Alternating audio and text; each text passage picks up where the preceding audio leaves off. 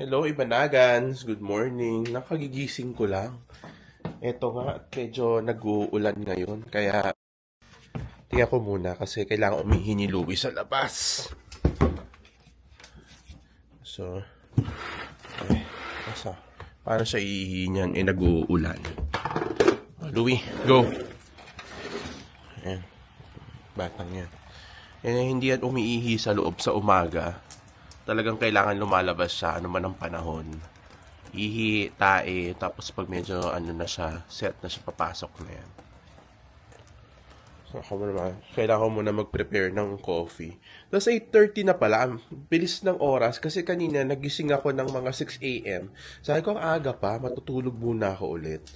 Tapos, nag-alarm ako 7:30. Tapos na-miss ko yung 7:30 alarm. Pagising ko, ano na, 8 something na. Kaya ito, nagmadali nga ako. Magkakape muna ako, tapos breakfast ng kaonti. Tapos trabaho na ulit, kasi Lunes ngayon. Tapos meron akong office mate. Kakamatay ng tatay niya.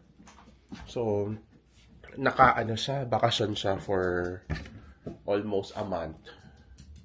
So, kailangan ko siya i-brief sa mga pangyayari sa opisina ngayon. Sana okay na siya at ready na siya magtrabaho, di ba? Nakakalungkot yung ganun, di ba? Yung namatayan ka, tapos babalik, kailangan mong bumalik ng trabaho. Kaya, anyway. Eto nga, nag-prepare muna ako ng kape. Wait lang, paano ba to? Ayan, okay.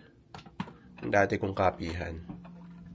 Ayan, prepare tayo ng kape. Nilipat ko lang ng pwesto kasi medyo masikip doon sa kabilang side. Nandiyan pala ako share sa inyo. Alam nyo ba, dati, di ba yung kandila? Ba't ganito? Yan. Yung kandila, sinisindihan ko yan. Ano pala, magastos kapag sinisindihan kasi nauubos yung wick, nauubos din yung mismong wax. Pero ito yung parang initan ng kape. Yan, pwede mo siyang gamitin. Ipatong mo lang yung kandila dyan. Tapos ang bango, mangangamoy na sa buong bahay. Ayun na nga.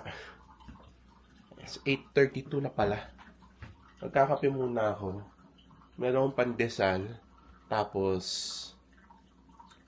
back to work, setup. Good morning. Happy Monday, Ibanagans.